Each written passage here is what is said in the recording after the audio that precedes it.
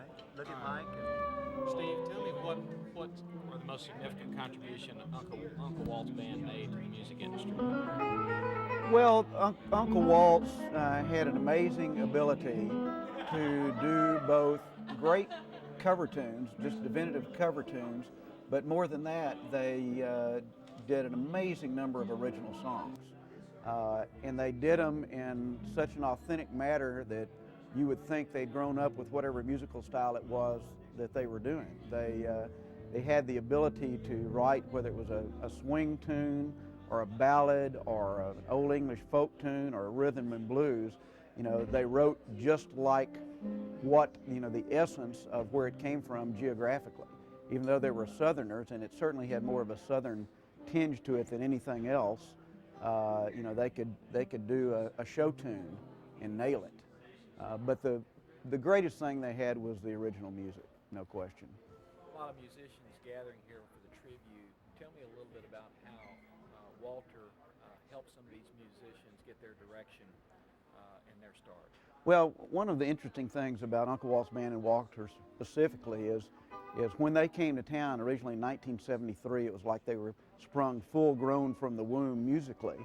And word went around town immediately, you know, about these incredible guys from South Carolina. And so they immediately became a musician's band. All the other musicians, when they didn't have a gig or when they'd get off a gig, would come see Uncle Walt's band. When they got back together in 1978, after just a short spell of not playing together as that particular band, when Walter was in the Contenders, the immediate thing was all these same musicians came back and more and more, and they would study their style. They would listen to their vocal phrasing because it was one of the, well, to me, it's still the definitive harmony band. I had a number of times at the Waterloo Ice House where they played regularly, where I would have friends in from Houston or Dallas, and they would look around and they'd go, "No, do you realize who's here?" And I go, "Well, yeah, Lyle, Jerry, Jeff, you know, Marcia, Tish, Christine, you know, and it may be somebody, Jimmy Dale Gilmore, maybe somebody from out of town of even higher standing nationally." And they said, "Why are these here?" And I went, "It's their favorite band." I was in Colorado at a Sagebrush in Taos, which is an old hotel, motel, and club, and I listened to this band, and they covered 3 of Walter's tunes. And I went up to him at the break, and I went, "Where did you get this music?" And they went, "Well, we're Michael Martin Murphey's backup band, and we were doing Austin City Limits, and after we finished, we went down to a little place called the Waterloo Ice House, and we heard the best band we'd ever heard in our life. So we've been copying their music." And that is true with so many of these people. They just dearly loved what they did because they saw that it was on a quality level way above the national norm, even, you know, the pop norm, even the biggest sellers. It was quality-wise really above that plane, not even just on it. What credit is due Walter for inspiring the current Austin music scene? Well, you know, Lyle is certainly the one that you think of most. He may tell you different, but I know that I believe that Walter really influenced the jazz that he has tinged into his music. Because when I first saw Lyle, he was more of a straight, you know, folk performer. And I think a lot of the large band thing came from the Uncle Walt's band stylings. And certainly on Lyle's Grammy-winning album, the last cut on it is "Once Is Enough," and it's just he and Uncle Walt's band, and he wrote the tunes for them. I think you can look at Robert Keane, even though Robert doesn't do the same kind of music, he was very much influenced. Jimmy Dale Gilmore said the very first band that he heard when he moved back to Austin was Uncle Walt's. Tish Hinojosa says the same thing. There are legions of young performers that they didn't sit there and look at them and copy their licks. And I remember one time when the music editor of the Austin Chronicle, Rob Patterson, came in and wanted a free ticket, and I went, "Now, Rob, you never give these guys any press at all." He went, "Yeah, but we're going to change that." And I said, "Well, as a matter of fact, you know, and you're recommended today that the band that y'all gave the biggest plug," he said, "Yeah." I said, "That's them in the front row. They cut their gig off early so they could come hear these guys." What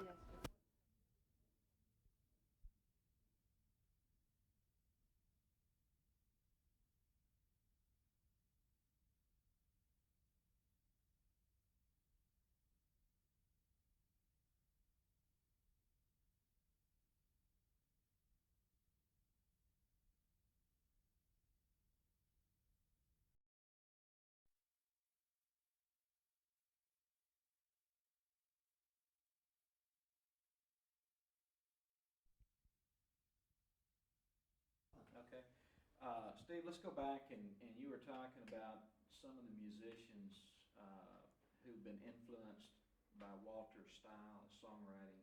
Let's talk about that a second. Well, I have to look at Lyle number one, simply because so much of what he does in the swing and jazz idiom now, I don't think he did before Walter. When he was in college at A&M, in fact, he opened up for Walter and Uncle Waltz a number of times. He talks about the specific case when he was opening up for him, and no one came to the opening show. They were all waiting to come to the Uncle Waltz Band show, and Walter went out and sat in the audience and listened to everything he did. And so that's one of the reasons so many of the musicians really respect him, is that he took the time to really listen to their music. And I think now if you listen to a lot of Lyle's music, particularly the large band stuff, you know, the swing and jazz orientation, you know, maybe he listened to Ellington and Count Basie and others, but I, for one, think he got a whole lot of it from Walter. When I first started hearing Lyle, it was more the folk and country idiom than anything. We're rolling. Okay. Steve, why don't you talk about some of the musicians that used to gather at the Waterloo and how you remember the influence Walter had on them? Well, I would notice, and it happened more than once, but I'd have friends in from Houston or Dallas, and about 3/4 of the way through an Uncle Waltz Band show, or a Walter and Champ show for that matter, they'd look around and they'd go, "Steve, do you realize who's here?" And you know, there's Jimmy Dale Gilmore and Tish Hinojosa, and Jerry Jeff is back there, and Marcia Ball's over there, and sometimes it would be somebody from out of town of great note, and you know, what are they all doing here? And Lyle, of course. And I said, well, it's their favorite band. And when I was in Taos one time on a fishing trip, I went to a place called the Sagebrush and listened to a band that was covering Walter's music, and I went up at the break and said, where did you get that music? And they said, well, they're kind of wide-eyed, you know, younger guys, and they said, well, we're Michael Martin Murphy's backup band, and we were down doing Austin City Limits, and then went to a little club called the Waterloo Ice House and heard the best band we'd ever heard in our lives, and we started doing their music. And those stories are almost endless. I've met any number of young musicians here, more accomplished musicians. Certainly, you know, Jerry Jeff cut Dearest Darling early on.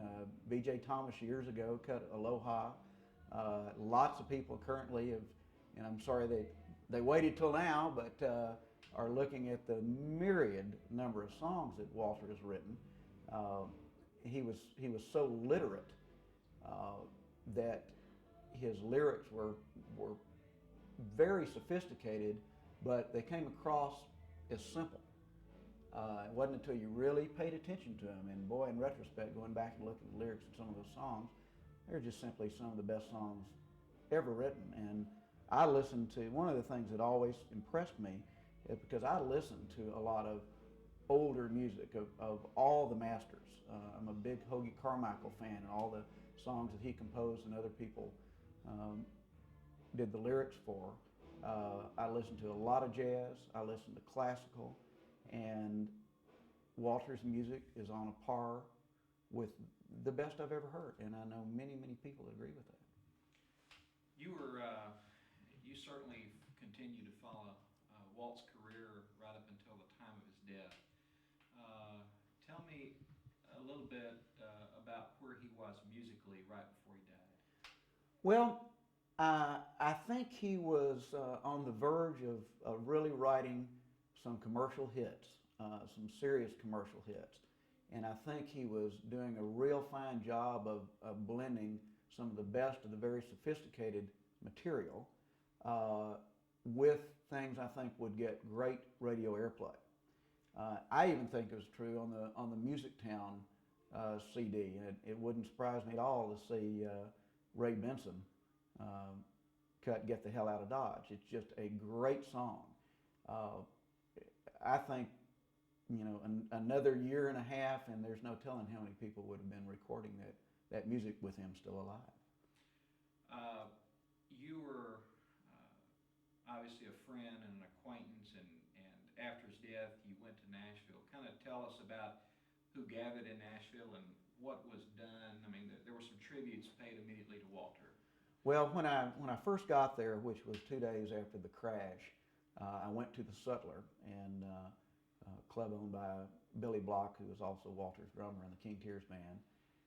And many people played on that bill, including Lucinda Williams, and the King Tears band, and a number of the Nashvilleites that I wasn't that familiar with. But obviously, the town, even though he wasn't Garth Brooks, but I was just amazed at how much the town was rallying behind him and how much of everybody in the industry thought of him. And that was true not only in Nashville, but nationwide, and the people on National Public Radio had been so impressed with him in the times that he had been on, and that they came forth with tributes of their own. I went back, and certainly at the funeral, Lyle Lovett and Willis Allen Ramsey and David Ball and Champ Hood all played at the funeral, and other people played, thereafter, and using music to help heal the wounds as much as possible. Then I returned to Nashville for the tribute at the Ryman. The list of performances on that's too long for me to even possibly remember, but Jim Rooney, who was one of the primary producers in Nashville, emceed the show, and the King Tears band, and David and Champ and Willis and Lyle and people from the Dirt Band and BJ and many others all performed a long and incredibly exciting and tearful show for me, but it showed me something that I've always known, that the breadth of Walter's music was absolutely amazing, from the slowest and most heartfelt ballads to light and almost frivolous things on first hearing, but real fun on the other end. Something that normally takes about 8 different people to write, and he could do it all. How we talked a second ago about how close Walter might have been to commercial success, and it seemed that there were a lot of things going on in his life right before he died that were all pointing in that direction. He had his family, he had a touring band, he had an outlet for testing his works. How did you see things coming together for Walter? I mean, do you agree that they were all pointed in the right direction? Well, I really do. He had really focused on Nashville, and was willing to work through the industry there, and that is one of the first things you have to decide, because that industry can cast you off fairly easily. And he was very well thought of in that industry. Some of his friends like Lyle and David Ball and others had made it to a level where I think the door was very open for him. And one of the most important things is he was working. I mean, he was producing. He was doing more and more songs. He did his video. I think the next record deal wasn't very far, but beyond that, and somewhat more importantly in the life of a songwriter, I think that his songbook was to the level of quality and depth in history, and that mated with all the new material. I think the songbook itself was not far from being picked up from very new things to things that people may have heard a long time ago or never heard. Gems that get rediscovered. Much like that song that was written for Patsy Cline, that's been sitting there for all those years, and all of a sudden is recorded by the right person and to the roof. Are there any songs in particular? I think you mentioned a song or two that you have expectations that may be picked up. Within that songbook, do you see any other works that you know of that you think show promise to be picked up? Oh, God. There's so many that some of them I'm surprised it hadn't happened yet, but the song that Ray Benson will be doing at the Paramount, Get the Hell Out of Dodge is a great, big country, swing tune, Western swing tune. And it's going to be performed by a multi-Grammy winner, and I think it would certainly work for a number of people. There are some brand new things and things that I really hadn't heard very much. And should I mention the other rumor? Rumor of Tina Turner wanting a song that Walter had written recently that I was not very familiar with at all. There's a lot of brand new material that was being shopped around. As far as other specific songs, there are some Last Call, for one thing, on the Music Town album. If Willie Nelson doesn't cut it, he's making a mistake. It's perfect for him. There's one, Take a Look at My New Baby. Sounds like it's written for Kelly Willis. And this is a perfect time in her career for her to do it. You Shouldn't Have Told Me That. It was recorded by the Dixie Chicks. There are some top country western acts, particularly the females, that could cut that right now, and I think it'd be in the top 10. The material's there. Give me basically a 15-second thumbnail. If you were walking up to somebody today that had never heard of Walter Hyatt, but had come to you to say, Steve, give me your best assessment of who Walter Hyatt was and what he meant to the music industry, how would you sum it up? I would say he was a musician that and a songwriter who had tremendous depth since the time he was about 24 years old. He had never stopped production. He was equally adept at country tunes, swing, ballads, and folk, and was a master of his craft. Still my favorite voice, as good as anybody else may do it. I'd rather hear Walter's voice.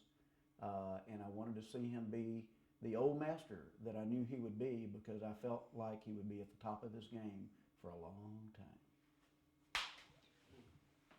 Leave him on. Tell Mike. Yeah. Tell me, why did you take a special interest in Walter? Why did you have this in-depth knowledge about Walter? The day in March of 1976 that I opened the Waterloo Ice House at 906 Congress, my first stockholder, Johnny Edson, a songwriter and a music historian, arrived with a bank of tapes to play. At our first lunch, we were listening to Django Reinhardt and Stefan Grappelli, Duke Ellington, Uncle Walt's band, many others, but that music was laced in from the very first day. I had known the music, and in fact, the very first tune that I ever heard when I got to Austin at University Booksellers was an Uncle Walt's band tune. So, that set the pace. We played that music. I was a big fan of it. David Ball walked in the door one day and said, well, no one wants to hire me because they want Uncle Walt's band, and we're broken up right now. And I said, well, look, you start playing solo, and I bet that we can get a crowd here in a short period of time. And of course, David sold 1.5 million records a couple of years ago, but at that point, nobody'd hire him because he didn't have Walter and Champ with him. So he started playing. By the third week, we had a standing room only crowd. And that had happened in the spring of '78. In the fall of '78, Uncle Walt's did a reunion at Liberty Lunch. Next week, did a reunion at the Waterloo. It was incredibly well received, front page coverage on the newspapers, like the legends have returned, the prodigal son is back. David told Walter and Champ that they could move back to Austin and play this little place and no hassles, and they could just work on their craft. And that's what they did, and they started playing every weekend at my place. And I'm talking every weekend for a couple of years, to standing room only crowds every single time. And then branched out regionally. That's when they did their Austin City Limits. So here was my business, here was Walter Hyatt, David Ball, and Champ Hood, and I loved the music so much, and I completely identified it with what I was doing. At that point, I honestly didn't care if any other musicians played. They were simply my favorite, and when I saw the response, they were something that was not normal in the music world here. They were a romantic band, and people fell in love, and they fell in love with the band, and they fell in love with each other. It was just a very sophisticated level of music, and each had their own attributes. Certainly, Champ was a hot-shot guitar player. David had the voice that everybody thought was the best, but for me, the warmth of Walter's baritone just, hit my heart just right, and defined all of that for me. And to this day, he's simply my favorite vocalist.